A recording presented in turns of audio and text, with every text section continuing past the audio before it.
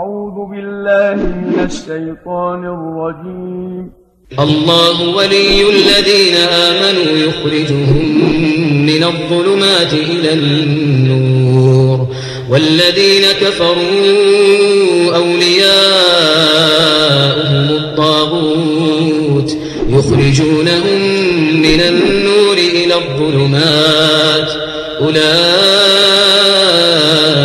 أصحاب النار هم فيها خالدون.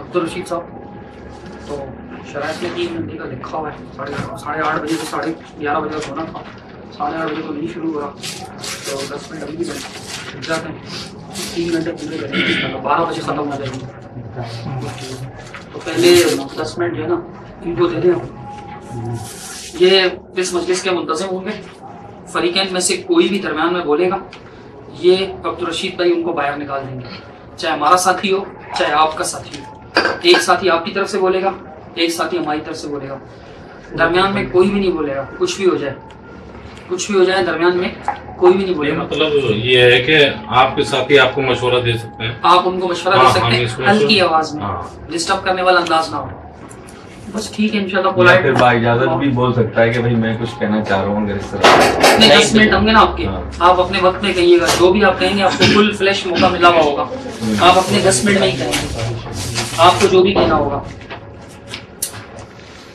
تو مجھے جو بھی کہنا ہوگا اپنے وقت میں کہوں گا میں آپ کے وقت میں آپ کو ڈسٹرب نہیں کروں گا آپ میرے وقت میں مجھے ڈسٹرب کروں گا تو یہ محفل بہت ہی اچھے طریقے سے چلے گی اگر آپ مجھے روکیں گے میں آپ کو روکوں گا تو پھر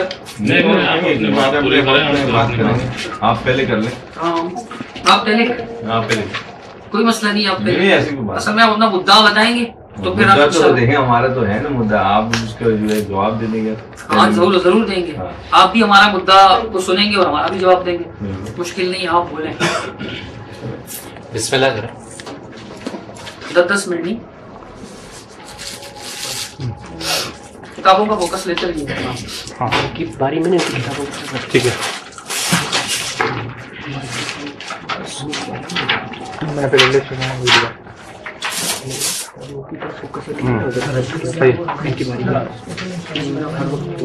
منٹ ہو جائیں گے آپ بتا دیجیے گا ہاں یہ بتا دیں گے آواز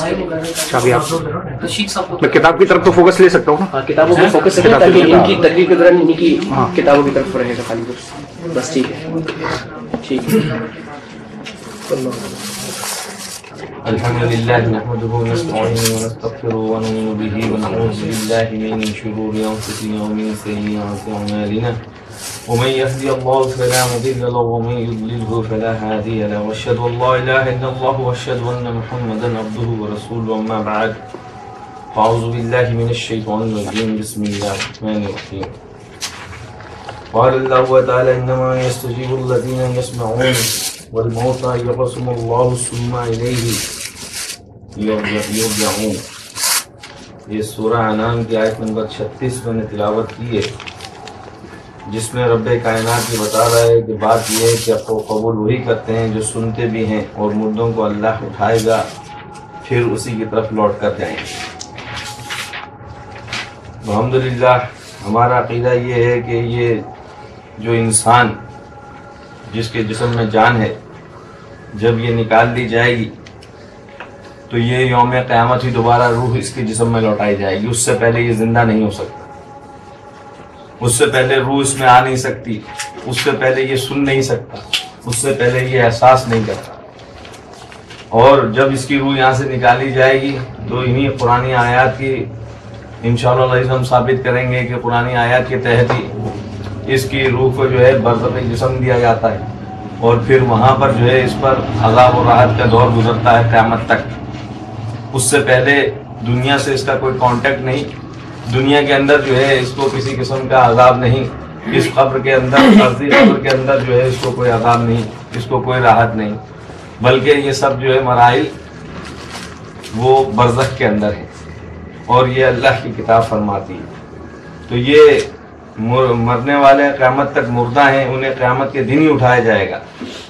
یہ سورہ انعام کی آیت نمبر میں نے 36 تلاوت کی ہے. اس سلسلے میں کچھ اور آیات آپ کے سامنے پیش کرنا چاہتا ہوں, جس میں اعراف کی آیت نمبر 57 ہے. رب کائنات اپنے کچھ صفات بیان کرتا ہے. مالک فرماتا ہے کہ حتی اذا اقلت سحابا ثقالا سقناه لبلد میت فانزلنا به الماء فاخرجنا به من كل الثمرات. مالک فرماتا ہے پھر بادل سے مینا برساتے ہیں, پھر مینا سے ہر طرح کے پھل پیدا کرتے ہیں. اسی طرح مالک فرماتا ہے کذالک نخرج الموتى لعلکم تذکرون. اور مالک فرماتا ہے اسی طرح ہم مردوں کو زمین سے زندہ کر کے باہر نکالیں گے. اور یہ آیات اسی لیے بیان کی جا رہی ہیں تاکہ تم نصیحت پکڑو. دیکھ لیجیے اس کا جی نمبر اور سورت. یہ سورہ اعراف آیت نمبر 57. اس کے اندر بھی رب کائنات نے اپنی یہ خاصیت بیان کی ہے, اپنی جو ہے قدرت بیان کی ہے. رب کائنات نے جو ہے اپنی توصیف بیان کی ہے کہ دیکھو میں جو ہے کس طرح سے ایک مری ہوئی بستی کی طرف جو ہے بادلوں کو ہانکتا ہوں. زمین میت ہوتی ہے, مردہ ہوتی ہے, اس کے اوپر میں اپنا جو ہے حکم بھیجتا ہوں, بادل جاتے ہیں اس کے اوپر برستے ہیں. وہ بادل جو ہے جب برستے ہیں وہ زمین مردہ جی اٹھتی ہے. اسی طرح سے رب کائنات فرماتا ہے کہ اس مردے کو جس کو ہم نے پہلے اس کی جو ہے روح قبض کر لیا تھا, اسی طرح سے ہم یوم قیامت اس کو زندہ کریں گے. اس کے بعد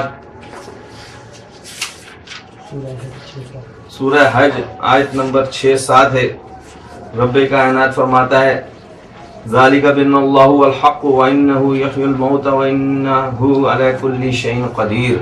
اور ان قدرتوں سے ظاہر ہے کہ اللہ ہی قادر مطلق ہے جو برحق ہے, اور یہ کہ وہ مردوں کو زندہ کر دیتا ہے, اور یہ کہ وہ ہر چیز پر قدرت رکھتا ہے. وَإِنَّ السَّاعَةَ آتَيْتُمْ لَا رَيْبَ فِيهَا وَأَنَّ اللَّهَ يَبْعَثُ مَنْ فِي الْقُبُورِ. اور یہ کہ قیامت آنے والی ہے, اس میں کوئی شک نہیں. اور مالک فرماتا ہے اللہ سب لوگوں کو جو قبروں میں ہیں جلا اٹھائے گا, یعنی زندہ کر اٹھائے گا. اس کے بعد رب کائنات فرما رہا ہے سورہ حج آیت نمبر 66 میں کہ هو الذی احیاکم ثم یمیتکم ثم یحییکم ان الانسان لکفور. اور وہی تو ہے جس نے تم کو حیات بخشی, پھر تم کو مارتا ہے, پھر تمہیں زندہ بھی کرے گا, اور انسان تو بڑا ناشکرا ہے.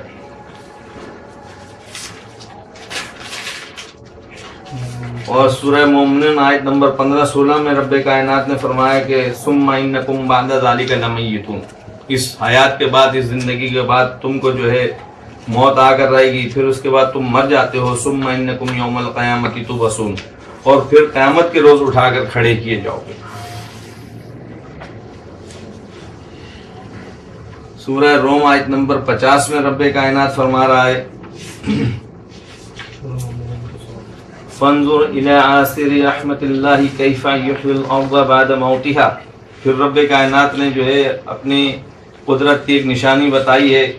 مالک فرماتا ہے اللہ کی رحمت کی نشانیوں کی طرف دیکھ کہ وہ کس طرح زمین کو اس کے مرنے کے بعد زندہ کرتا ہے. اور پھر اس سے تشبیہ دی. مالک فرماتا ہے ان ذالک لمحیی الموتى وهو علی کل شیء قدیر. بے شک وہ مردوں کو زندہ کرنے والا ہے اور ہر چیز پر قادر ہے.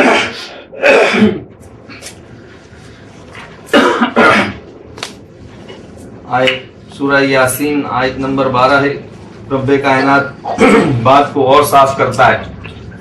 مالک فرماتا ہے انا نحن نحیی الموتى ونکتب ما قدموا وآثارهم. کہ بے شک ہم مردوں کو زندہ کریں گے اور جو کچھ وہ آگے بھیج چکے ان کے نشان پیچھے رہ گئے. کل شیء احصینہ فی امام مبین. اور ہم ان کو قلم بند کر لیتے ہیں اور ہر چیز کو ہم نے روشن کتاب میں لکھا ہے. انا نحن نحیی الموتى. مالک فرماتا ہے کہ ہم جو ہے موت, مردہ جو مر چکا ہے اس کو زندہ کریں گے. اس کا معنی یہ ہے کہ زندگی جو ہے وہ ختم ہو گئی تھی، وہ مردہ ہو گیا تھا، اس کو دوبارہ پیدا کیا گیا ہے. مردے میں جو ہے روح واپس لوٹی نہیں، مردہ دوبارہ زندگی سے جو ہے ہمکنار نہیں ہوا کہ اس کو جو ہے زندے کو زندہ کیا جائے گا، بلکہ مردے کو موت آ گئی تھی، جو زندہ تھا اس کو موت آ گئی تھی، اس کو جو ہے دوبارہ زندہ کیا گیا ہے. کب زندہ کیا گیا ہے؟ یہ قیامت والے روز.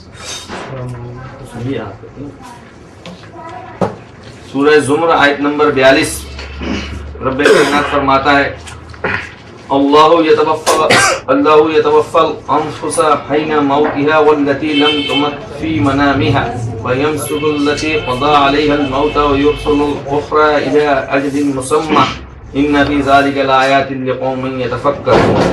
اور مالک فرماتا ہے اللہ لوگوں کے مرنے کے بعد ان کی روحیں قبض کر لیتا ہے، اور جو مرے نہیں ان کی روحیں سوتے میں قبض کر لیتا ہے، پھر جن پر موت کا حکم کر چکتا ہے تو ان کو روک رکھتا ہے، اور باقی روحوں کو ایک مقرر وقت تک کے لیے چھوڑ دیتا ہے. جو لوگ فکر کرتے ہیں ان کے لیے اس میں نشانیاں.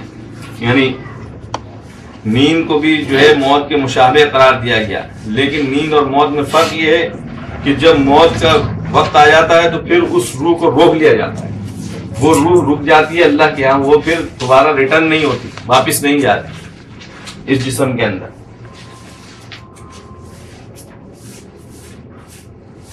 سورہ حامیم سجدہ آیت نمبر 39 مالک فرما رہے ہیں وَمِنْ آیَاتِهِ إِنَّكَ تَرَى الْأَرْضَ خَاشِعَةً فَإِذَا أَنزَلْنَا عَلَيْهَا الْمَاءَ اهْتَزَّتْ وَرَبَتْ إِنَّ الَّذِي أَحْيَا لَمُحْيِي الْمَوْتَى إِنَّهُ عَلَى كُلِّ شَيْءٍ قَدِيرٌ.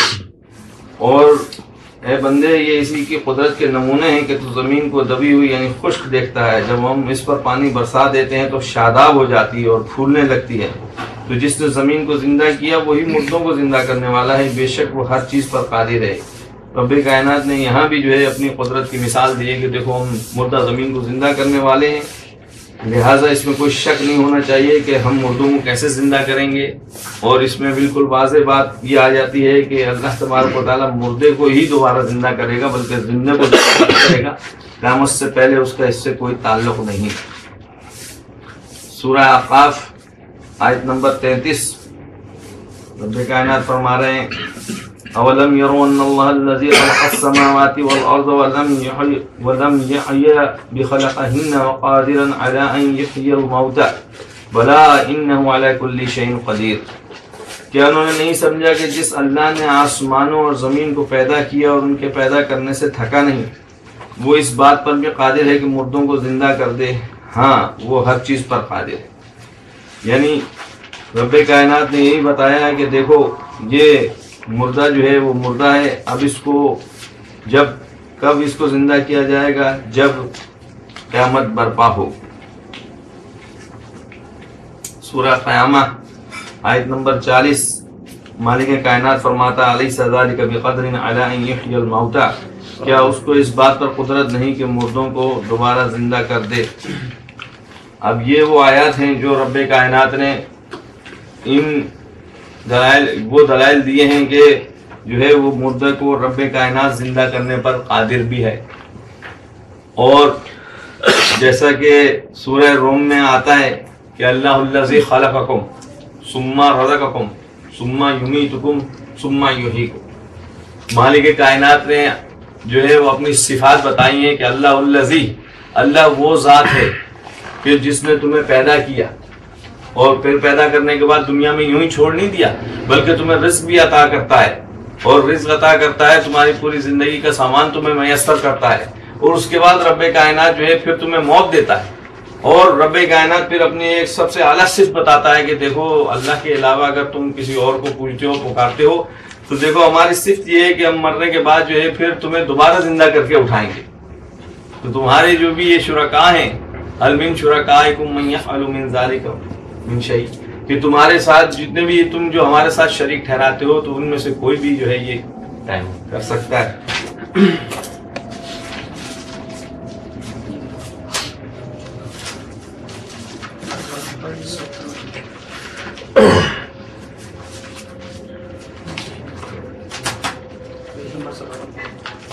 ان الحمد للہ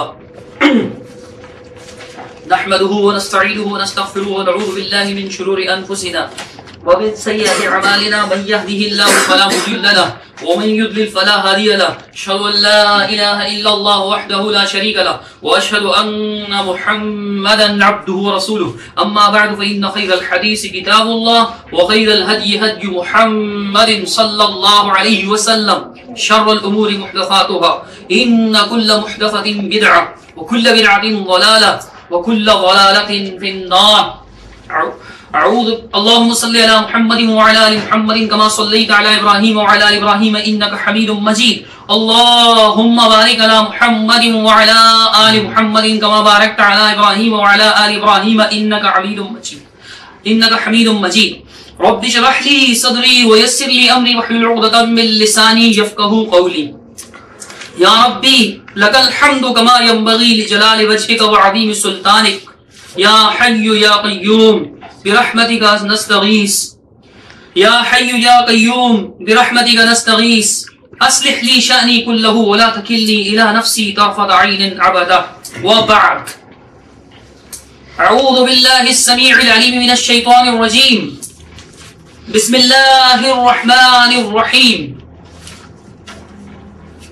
عزیز ساتھیوں، آپ حضرات آج عقیدہ عذاب قبر اور اعادہ روح کے متعلق گفتگو سن رہے تھے، جن میں فریق اول کی جانب سے محترم جاوید اختر صاحب گفتگو فرما رہے تھے. انہوں نے بہت ساری آیات تلاوت کی، میں اس کا جواب دوں گا، لیکن مناسب سمجھتا ہوں کہ پہلے اپنا موقف بیان کیا جائے. تو میرے ہاتھ میں یہ اللہ کی کتاب ہے قرآن مجید، اس کی 9 نمبر کی سورت سورہ توبہ اور 84 نمبر کی آیت، سورہ توبہ آیت نمبر 84. اللہ سبحانہ و تعالی ارشاد فرماتا ہے کہ وَلَا تُصَلِّ عَلَىٰ أَحَدٍ مِّنْهُمْ مَاتَ أَبَدًا وَلَا تَقُمْ عَلَىٰ قَبْرِهِ. چونکہ موضوع عذاب قبر اور اعادہ روح ہے، تو دیکھیے اللہ سبحانہ تعالیٰ فرماتا ہے کہ نبی صلی اللہ علیہ وسلم پیچھے منافقین کا تذکرہ ہے، اگر ان منافقین میں سے کوئی شخص مر جائے تو آپ نے ہرگز بھی ان کی نماز جنازہ نہیں پڑھنی، اور اے اللہ کے رسول صلی اللہ علیہ وسلم وَلَا تَقُمْ عَلَىٰ قَبْرِهِ، اس کی قبر پر بھی کھڑے نہیں ہونا. یہ پہلی دلیل، پہلی آیت. دوسری آیت سورۃ الحج سورت نمبر 22، اللہ رب العالمین فرماتا ہے آیت نمبر 7، اللہ رب العالمین فرماتا ہے وَأَنَّ اللَّهَ يَبْعَثُ مَن فِي الْقُبُورِ، یقیناً اللہ سبحانہ و تعالیٰ ان لوگوں کو دوبارہ اٹھائے گا کہ جو لوگ قبروں میں پڑے ہوئے ہیں. تیسری آیت سورہ فاطر آیت نمبر 22، اللہ رب العالمین فرماتا ہے وَمَا أَنْتَ بِمُسْمِعٍ مَّن فِي الْقُبُورِ، اے نبی صلی اللہ علیہ وسلم یا اے مخاطب، آپ ان لوگوں کو نہیں سنا سکتے، اے مخاطب آپ ان لوگوں کو نہیں سنا سکتے جو قبروں میں پڑے ہوئے ہیں. 3 آیتوں میں، چوتھی میں اللہ رب العالمین فرماتا ہے وَقَدْ يَئِسُوا مِنَ الْآخِرَةِ كَمَا يَئِسُ الْكُفَّارُ مِنْ أَصْحَابِ الْقُبُورِ سورۃ الممتحنہ آیت نمبر 13، کہ یقیناً یہ لوگ یعنی اس طرح مایوس ہو گئے کافر لوگ آخرت سے، جیسے کہ یہ لوگ آخرت سے اس طرح مایوس ہو گئے جیسے کفار جو ہیں اصحاب القبور سے متاثر ہوئے، مایوس ہوئے. 5ویں آیت اللہ رب العالمین فرماتا ہے وَإِذَا الْقُبُورُ بُعْثِرَتْ، جب قبریں کھول دی جائیں گی، پھاڑ دی جائیں گی. 6ٹھی آیت اللہ رب العالمین فرماتا ہے 5ویں آیت سورۃ الانفطار آیت نمبر 4، اللہ رب العالمین فرماتا ہے أَفَلَا يَعْلَمُ إِذَا بُعْثِرَ مَا فِي الْقُبُورِ، کیا یہ نہیں جانتا کہ جو کچھ قبروں کے اندر ہے اللہ رب العالمین انہیں باہر نکال دے گا. سورۃ العادیات آیت نمبر 9. 7ویں آیت اللہ فرماتا ہے الحاکم التکاثر حتی زرتم المقابر. سورہ تکاثر آیت نمبر 2، کہ ان لوگوں کو مشغول رکھا مال کی کثرت نے، کثرت کی طلب نے، ایک دوسرے سے آگے زیادہ حاصل کرنے کی طلب نے مشغول رکھا تم لوگوں کو حتی زرتم المقابر، یہاں تک کہ تم نے مقابر کو دیکھ لیا، یعنی قبرستان پہنچ کر. یہ 7 آیات میں نے آپ کے سامنے تلاوت کی ہیں. ان 7 آیات میں اللہ سبحانہ و تعالیٰ نے قبر، مقابر، قبور کے لفظ استعمال کیے. قبر واحد، قبور جمع، مقابر بھی اس کی جمع. اللہ سبحانہ و تعالیٰ نے قبر کے لفظ استعمال کیے، موضوع عذاب قبر ہے، اور پیارے آقا محمد رسول اللہ صلی اللہ علیہ وسلم کا فرمان ذیشان ہے. اللہ کے رسول صلی اللہ علیہ وسلم نے فرمایا عذاب القبر حق. صحیح بخاری شریف کی حدیث کہ قبر کا عذاب کیا ہے؟ حق ہے. قبر کا عذاب کیا ہے؟ حق ہے. اللہ کے رسول نے فرمایا، بخاری شریف کی حدیث ہے، اور ڈاکٹر عثمانی صاحب ایمان برزخ کے ٹائٹل پیج پر یہ دیکھیے لکھا ہوا ہے کہ قبر کا عذاب حق ہے. میں نے 7 آیات اللہ کے قرآن سے تلاوت کی اور ایک حدیث رسول اللہ صلی اللہ علیہ وسلم کی پڑھی، اور بھی پڑھوں گا انشاءاللہ، احادیث بھی پڑھوں گا. لیکن پہلے میں یہ بات بیان کرنے جاؤں کہ عقیدے کا معیار کیا ہے. عقیدے کا معیار کیا ہے؟ تو یہ دیکھیے میرے ہاتھ میں ان کی تنظیم کا رسالہ حبل اللہ ہے. حبل اللہ جو سال میں نکلتا ہے ایک بار، مجلد نمبر 17 صفحہ نمبر 57، اس کے اندر انہوں نے یہ بات بیان کی ہے. صفحہ نمبر 57 کے اندر انہوں نے یہ بات بیان کی ہے کہ عقیدے کا دار و مدار، عقائد کا دار و مدار تو محکم آیات پر ہونا چاہیے. عقائد کا دار و مدار تو محکم آیات پر ہونا چاہیے، اور احادیث صحیحہ اس کی تائید و تشریح میں پیش کرنی چاہیے. احادیث صحیحہ اس کی تائید اور تشریح میں پیش کرنی چاہیے. یہ بات انہوں نے بیان کی ہے. صفحہ نمبر 58 ہے، میں پڑھتا ہوں. عقائد کا دار و مدار تو محکم آیات قرآنی پر ہی ہونا چاہیے، اور احادیث صحیحہ اس کی تائید و تشریح میں پیش کی جانی چاہیے. نصوص کا قرآن و حدیث کے خلاف مفہوم اخذ کرنا مناسب نہیں. بتانا یہ چاہ رہے ہیں کہ آیات قرآنی کا دار و مدار، عقائد کا دار و مدار آیات قرآنی پر ہونا چاہیے، اور اس کی تشریح کس سے کرنی چاہیے؟ حدیث سے کرنی چاہیے. عقیدہ یہ ہے کہ عذاب قبر حق ہے. ان سے پوچھیں یہ بھی کہیں گے کہ عذاب قبر حق ہے. ہم سے پوچھیں ہم بھی کہیں گے کہ عذاب قبر حق ہے. لیکن عذاب قبر کس چیز کا نام ہے؟ یہ 2 چیز کا مرکب ہے. قبر کا عذاب، عذاب سب کو پتا ہے کہ کس کو کہتے ہیں، سختیوں کو، سزاؤں کو عذاب کہیں گے. مسئلہ قبر کا ہے. 7 آیات میرے قرآن کی پڑھی، سورہ توبہ آیت 84، الحج آیت 7، فاطر 22، اور ممتحنہ 13، الانفطار 4، العادیات 9، التکاثر 2. یہ ساری آیات میں آپ کے سامنے 7 پڑھ چکا ہوں. ان آیات میں اللہ تعالیٰ نے قبر کا لفظ استعمال. بتلایا جائے کہ ان میں سے کوئی ایک بھی ایسی قبر ہے کہ جس کا وجود اس سرزمین پر نہ ہو، کہیں اور ہو. جتنے مقام ہیں، مثلا اللہ نے کہا ہے نبی قبر پر کھڑے نہ ہوئیے. کہ نبی کسی ایسی قبر پر کھڑے ہو سکتے تھے جو نظر نہیں آتی؟ بتائیں، ایسی قبر پر کھڑے ہو سکتے؟ ہرگز نہیں. اللہ نے فرمایا کہ قبروں کو جب پھاڑ دیا جائے گا اللہ قبروں میں پڑے کو اٹھائے گا. کون سی قبر مراد ہے؟ یہ بھی کہیں گے کہ یہی والی قبریں، انہی قبرستانوں سے اللہ مردوں کو اٹھائے گا. اے نبی آپ مردوں کو نہیں سنا سکتے جو قبر میں پڑے ہوئے ہیں. کون سے لوگ، کون سے قبروں کے؟ یہ بھی کہیں گے کہ جو مزاروں پر جا کر لوگوں کو پکارتے ہیں ان کے خلاف یہ بھی یہی آیت پڑھتے ہیں کہ وما انت بمسمع من فی القبور، قبروں میں پڑے ہوئے مردوں کو نہیں سنتے. اس کا مطلب یہ بھی مانتے ہیں کہ یہ قبروں سے مراد کیا ہے؟ یہی قبریں. اور اس کے بعد جب قبریں پھاڑ دی جائیں گی، جب تم مقابر دیکھ لو گے، جتنی آیات میں نے پڑھی ان میں سے کسی ایک سے بھی کسی غائبانہ قبر کا تذکرہ ملتا ہو، کسی غائبانہ قبر کا پتہ ملتا ہو، کسی غائبانہ قبر کا ایڈریس ملتا ہو، تو نوازش ہوگی آپ حضرات کی کہ ہمیں بھی سمجھا دیجیے گا. یہ تو تھی آیات. اور اب سنیے رسول نبی مکرم صلی اللہ علیہ وسلم کی حدیث. یہ میرے ہاتھ میں حدیث کی صحیح ترین کتاب، حدیث کی صحیح ترین کتاب صحیح بخاری شریف ہے. اس صحیح بخاری شریف کے اندر امام بخاری کتنی ہی حدیثیں لے کر آئے، اور ان حدیثوں میں قبر کے لفظ ہیں. میں پڑھتا چلا جاتا ہوں اور پوچھتا چلا جاتا ہوں کہ بتائیے یہاں قبر سے مراد کون سی قبر ہے جو امام بخاری رحمۃ اللہ علیہ نے احادیث میں بیان کی، جو رسول اکرم صلی اللہ علیہ وسلم کی احادیث بیان کی. ان سے مراد کون سی قبریں ہیں؟ مثلا دیکھیے میرے ہاتھ میں صحیح بخاری شریف حدیث نمبر 1285، انس بن مالک روایت کرتے ہیں، شہیدنا بنتا للنبی صلی اللہ علیہ وسلم، ہم رسول اللہ صلی اللہ علیہ وسلم کی بیٹی کے جنازے میں شہید تھے، ورسول اللہ صلی اللہ علیہ وسلم جالس علی القبر، اللہ کے رسول قبر پر بیٹھے تھے. بتائیے یہ کون سی قبر تھی؟ اللہ کے رسول صلی اللہ علیہ وسلم نے، اللہ کے رسول صلی اللہ علیہ وسلم نے جس قبر کا ذکر کیا یہ کون سی قبر تھی؟ بتلایا جائے. حدیث کے اندر یہ بات واضح ہوئی ہے، اور اللہ کے رسول صلی اللہ علیہ وسلم نے فرمایا المیت یعذب فی قبری، صحیح بخاری روایت نمبر 1992. 2 حدیثیں میں نے آپ کے سامنے پڑھی. بتائیں اللہ کے رسول نے کس قبر کے بارے میں کہا؟ اللہ کے رسول صلی اللہ علیہ وسلم کی اور بھی بہت ساری احادیث ہیں کہ جن کے اندر اللہ کے رسول صلی اللہ علیہ وسلم نے قبروں کا تذکرہ فرمایا، اور میں نے آپ کے سامنے حدیثیں بھی پڑھی. بتائیے کہ ان احادیث میں قبر سے کیا مراد ہے؟ اللہ کے رسول صلی اللہ علیہ وسلم کے صحابی عبداللہ بن عباس کی روایت ہے.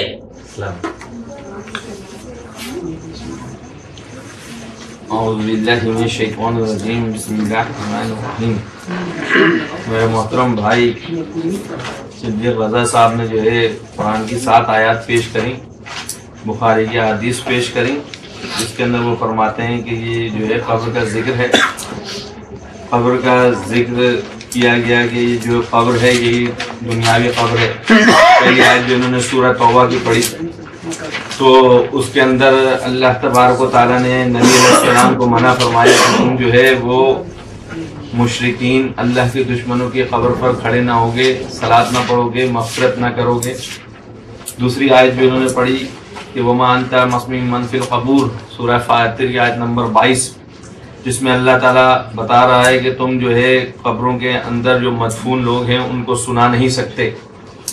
تو یہ ساری کی ساری جو آیتیں ہیں یہ دلالت کرتی ہیں اس بات پر کہ یہ جو قبر کے اندر وہ ہماری موقف کی دلالت کر رہی ہیں کہ قبر کے اندر جو مردہ ہے وہ مردہ ہی ہے.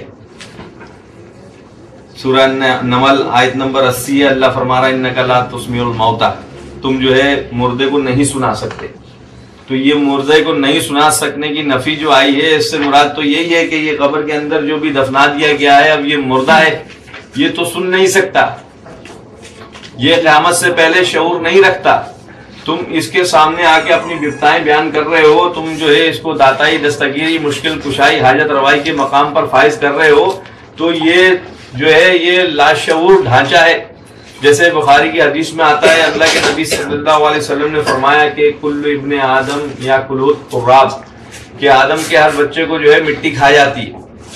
تو جب وہ اس کو مٹی کھا گئی ہے، وہ ریزہ ریزہ ہو گیا اس کا جسم، وہاں وہ کچھ سن نہیں سکتا، وہ کسی چیز کے اہل نہیں ہے، وہ کیسے پھر اس کو جا کے یہ پکارا جاتا ہے جس کے خلاف جو ہے اللہ تبارک و تعالیٰ نے یہ عقیدہ بتایا ہے. جیسا کہ انہوں نے ابھی پڑھا حبل اللہ نمبر 17 کے اندر بھی یہ موقف ہمارا کہ محکم آیتوں کے اوپر عقیدہ بنایا جائے گا. تو ہمارا تو کہنا یہی ہے کہ محکم آیات ہی یہ بتا رہی ہیں قرآن کی کہ اللہ تبارک و تعالیٰ کے علاوہ آج جن شخصیات کو داتائی، دستگیری اور مشکل کشائی کے مقام پر جو ہے فائز کیا گیا ہے وہ مردہ ہیں، وہ قیامت سے پہلے شعور نہیں رکھتے.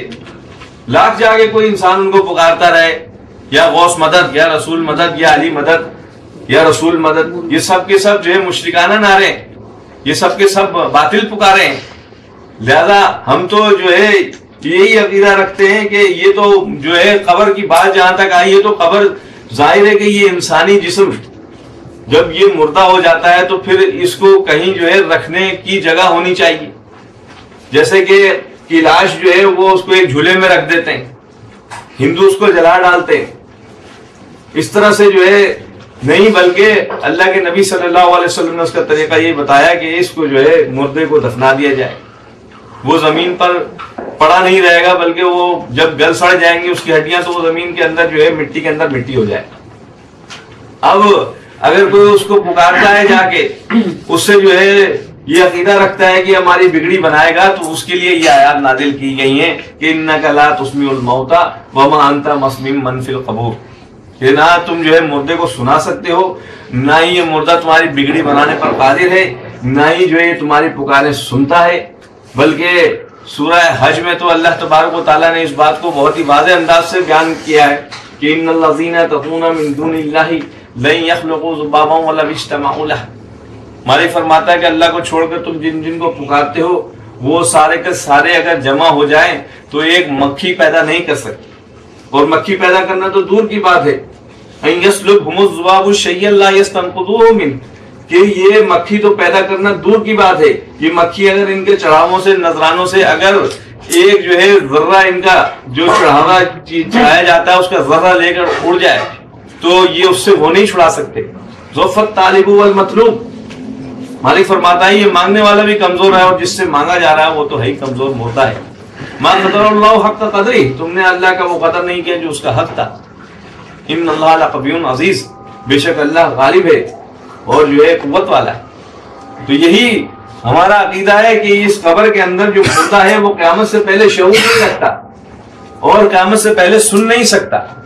اب اگر عذاب یا راحت کے لیے یہ عقیدہ بنایا جائے گا کہ اس کو جو ہے عذاب اسی قبر کے اندر ہو رہا ہے یہاں وہ زندہ ہو جاتا ہے, یہاں وہ محسوس کرتا ہے, اس کے احساسات جاگ جاتے ہیں, اس کے 7 سینس, اس کو 6 سینس واپس مل جاتے ہیں, وہ جو ہے عذاب اور اس کو برداشت کرنے کے قابل ہو جاتا ہے. تو یہ وہ عقیدہ ہے شرک کی جڑ, یہ شرک کی جڑ ہے. آج اگر بریلوی جو جا کے پکار رہا ہے وہاں پر یا پیر مدد, یا یہ کہتا ہے کہ بابا شاہ جمال پتر دے دے رتے لال, تو اس کا کیا عقیدہ ہے؟ وہ یہی ہے کہ وہ سمجھتا ہے کہ یہ مردہ جو ہے اب مرنے کے بعد اتنا طاقتور ہو گیا ہے کہ یہ میری پکار کو سنے گا, اور نہ صرف سنے گا بلکہ اللہ تک پہنچا دے گا, جس کا رد کیا اللہ تبارک و تعالیٰ نے سورہ یونس آیت نمبر 18 میں. مالک فرماتا ہے ان کا عقیدہ یہ ہے کہ ہؤلاء شفاؤنا عند اللہ, یہ اللہ کے ہمارے سفارشی ہیں. اللہ فرماتا ہے قل اتنبئون اللہ بما لا یعلم فی السماوات ولا فی الارض, تم اللہ کو وہ بات بتانے چلے ہو جو اللہ نہ زمین میں جانتا ہے نہ آسمانوں میں جانتا ہے. جب اللہ ایک بات کو جانتا نہیں ہے, جو ہے خالق ہے اس کائنات کا, وہ کہتا ہے میں تو ایسی بات جانتا نہیں ہوں, تو پھر تم یہ کہتے ہو کہ یہ ہمارے اللہ کے یہاں سفارشی ہیں. وہ اس لیے سفارشی بن گئے ہیں کہ آج جب یہ عقیدہ دیا گیا ہے کہ یہ مردہ جو ہے سننے لگ جاتا ہے, قبر میں دفنا دو اس کو, تو یہ اپنے جو ہے پہچاننے لگ جاتا ہے رشتہ داروں. عذاب جو ہے اس قبر میں اس کو ہوتا ہے. یہ قبر جو ہے دوزخ کے گڑھوں میں سے گڑھا بن جاتی ہے, جنتوں کے باغ میں سے ایک باغ بن جاتی ہے. یہ وہ عقائد ہیں جن کی وجہ سے آج جو ہے مردہ زندہ ہے, اور مردہ جو ہے وہ مرا نہیں. کاش یہ مردہ مر کے تو مر جاتی, لیکن یہ مرا نہیں ہے بلکہ آج جو ہے یہ آباد ہو گیا ہے. یہاں جو ہے وہ میلے لگ رہے ہیں, عرس منائے جا رہے ہیں, اور اس کا بنیادی وجہ جو ہے وہ یہی عقیدہ ہے کہ جو ہے اس قبر کے اندر, دیکھیں بھائی نے یہ کہا ہے کہ بتائیں آپ کون سی قبر ہے, تو بالکل یہ وہی قبر ہے جہاں انسانی جسم کو دفنایا جاتا ہے. لیکن ان آیات سے کہیں بھی یہ ثابت نہیں ہو رہا ہے کہ جو ہے مردے کو پھر جو ہے احساس آ جاتا ہے, وہ پھر زندہ ہو جاتا ہے, پھر وہ جو ہے شعور پکڑ لیتا ہے, وہ پھر جو ہے عذاب کو محسوس کرنے لگ جاتا ہے, وہ راحت جو ہے اس کی اسی قبر کے اندر شروع ہو جاتی ہے. بلکہ یہ پتا ان قبور کا جو ہے جو ذکر کیا گیا کہ الہاکم التکاثر حتی زرتم المقابر, کہ ہلاکت ہو ان پر جو کہ مال جمع کرتے کرتے اپنی قبروں تک پہنچ گئے, جو ساری زندگی انہوں نے گزار دی, ان کو اس چیز کا احساس نہیں ہوا کہ ہمیں دنیا میں بھیجا کس کے لیے گیا. وما خلقت الجن والانس الا لیعبدون, ہمیں بھیجا گیا اس لیے, انسانوں اور جنوں کو اس لیے پیدا کیا گیا کہ وہ اللہ کی عبادت کریں. اور دنیا میں بہ کر انہوں نے کیا کیا, یہ قبروں تک پہنچ گئے. اس عقیدے کی جو ہے یہ سمجھ نہیں سکے کہ ہم نے جو ہے کرنا کیا تھا, ہم نے پکارنا کس کو تھا, ہم نے اپنی منت منوتری کس کے آگے کرنی تھی, نظر و نیاز کس کے لیے کرنی تھی. یہ سب چیزیں جو ہے اللہ تبارک و تعالیٰ نے اپنی اس کتاب میں بتا دی ہیں, اور قیامت تک کے لیے اس کے اندر محفوظ ہیں کہ انسان کو جو پیدا کیا گیا ہے وہ صرف اور صرف اللہ کی عبادت کے لیے کیا گیا ہے. اور اب نہ اللہ کے علاوہ کسی کے نام کی پکار لگے گی, نہ کسی کے نام کی نظر و نیاز ہوگی, نہ اللہ کے علاوہ کسی تعویذ پر جو ہے بھروسہ ہوگا, نہ ہی جو ہے اللہ کے علاوہ کوئی بگڑی بنانے والا ہے, نہ ہی جو ہے اللہ کے علاوہ کوئی مشکل ڈالنے والا ہے, اور نہ ہی کوئی اس مشکل سے نکالنے والا ہے. یہ کتاب اس لیے نازل کی گئی, ان آیات کا بھی مفہوم یہی ہے کہ آپ جو ہے اس دنیا میں آئے ہو اور پھر جو ہے قبر سے بے بہرا ہو گئے ہو, تمہیں موت یاد نہیں رہی کہ ہمیں ایک دن مرنا ہے, اور مرنے کے بعد پھر اپنے مالک کے سامنے ہماری پیشی ہونے والی ہے. تو یہ آیاتیں اس چیز پر دلالت کرتی ہیں, اس بات پر دلالت کرتی ہیں, اس عقیدے پر دلالت کرتی ہیں کہ اس مردہ جسم کو جب اس قبر میں ڈال دیا جاتا ہے تو پھر اس کا سلسلہ اب منقطع, اب اس مردے کا جو ہے کسی احساس سے کوئی تعلق نہیں, اب اس مردے کا زندگی سے کوئی تعلق نہیں, اب اس مردے کا جو ہے کسی عمل سے کوئی تعلق نہیں. اب جو کچھ اس نے کیا ہے لہا ما کسبت وعلیہا ما اکتسبت, جو اس نے کیا ہے وہی پائے گا. ولا تزر وازرۃ وزر اخرى, کوئی بوجھ اٹھانے والا کسی دوسرے کا بوجھ نہیں اٹھائے گا. تو یہ چیز ہے جو اللہ کی کتاب بتا رہی ہے, یہ عقیدہ ہے جو اللہ کی کتاب نے بتایا ہے کہ قبر سے مراد یہ ہے کہ جب مردے کو قبر میں ڈالا جائے تو اب پھر جا کے اس کے سامنے ہاتھ باندھ کے نہ کھڑے ہو جانا. یہ عقیدہ نہ بنا لینا کہ وہ تمہاری سنے گا, یہ عقیدہ نہ بنا لینا کہ یہ زندہ ہے, یہ شہید ہے, اس کو یہیں پر جو ہے جنت کا باغ دے دیا گیا ہے, یہ اس کے اندر تمہاری پکار کو سن رہا ہے, یہ نبی ہے, یہ زندہ, یہ بھی زندہ ہے اسی کے اندر, اور اس نبی کو جو ہے یہیں پر سب چیزیں مہیا کی جا رہی ہیں. بلکہ نہیں, وہ انبیاء اور شہداء تو اللہ کی قرآن شریف کے پاس سے پیر ہٹائیں, وہ لے لیں قرآن شریف کے لیے, وہ تکیہ فارغ رکھیں, پیر کے پاس نہ رکھیں.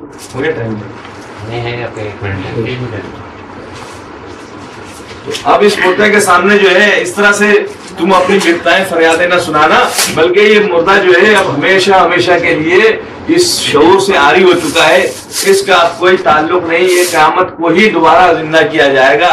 اور اللہ کے نبی صلی اللہ علیہ وسلم نے فرمایا کہ کلو ابن آدم یاکل التراب الا عجب ذنب، کہ جو ہے آدم کے ہر بچے کو مٹی کھا جاتی ہے ماں سے۔ الحمدللہ وحدہ والصلاة والسلام علی من لا نبی بعدہ۔ عزیز ساتھیوں، میں نے آپ حضرات کے سامنے قرآن مجید سے 7 آیات تلاوت کی تھی۔ ان آیات سے میرا پڑھنے کا مقصد کیا تھا؟ میرا مقصد ان آیات کو پڑھنے کا یہ تھا کہ میں بتا رہا تھا کہ قرآن مجید قبر کس کو کہتا ہے۔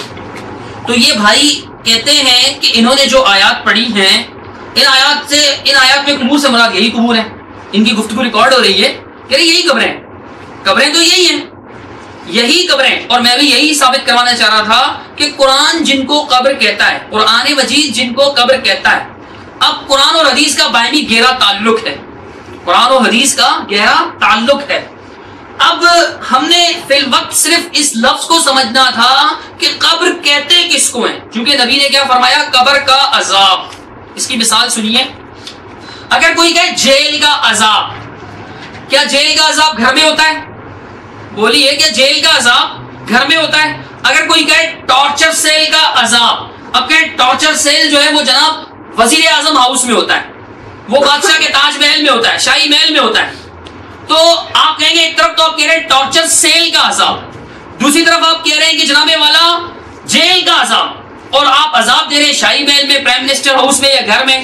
تو یہ کیا بات ہوئی؟ نبی نے فرمایا قبر کا عذاب حق ہے۔ اب یہ دیکھنا ہے قرآن قبر کس کو کہتا ہے۔ بتائیے، جس کو قرآن قبر کہتا ہے، جس کو نبی کی حدیث قبر کہتی ہے، جس کو خود یہ بھی قبر کہتے ہیں، اسی قبر میں عذاب ہوگا یا اپنی مرضی کا کوئی قبر بنائیں گے اس میں عذاب دیں گے؟ سوچئے اس بات کو۔ پوائنٹ یہ تھا، میں نے آپ کے سامنے 7 آیات پڑھی، اب میں آپ کے سامنے حدیثیں پڑھنے جا رہا ہوں، 2-3 میں پہلے پڑھ چکا۔ اب دیکھیے اللہ کے رسول صلی اللہ علیہ وسلم کی حدیث، بخاری حدیث نمبر 1247۔ اس حدیث کے اندر یہ لفظ ہیں، راوی ہے اس کے ابن عباس کہ فَأَتَى قَبْرَهُ فَصَلَّى عَلَيْهِ، اللہ کے رسول اس شخص کی قبر پر آئے، اس کی قبر پر نماز پڑھی۔ بتائیے بخاری کی اس حدیث میں قبر کا کیا مطلب ہے؟ اس کے بعد جناب والا 1252 تیسری حدیث کہ اللہ کے رسول صلی اللہ علیہ وسلم مر نبی صلی اللہ علیہ وسلم بامرأۃ، اللہ کے رسول ایک عورت کے پاس سے گزرے، عند قبر وہی تبکی، قبر کے پاس وہ رو رہے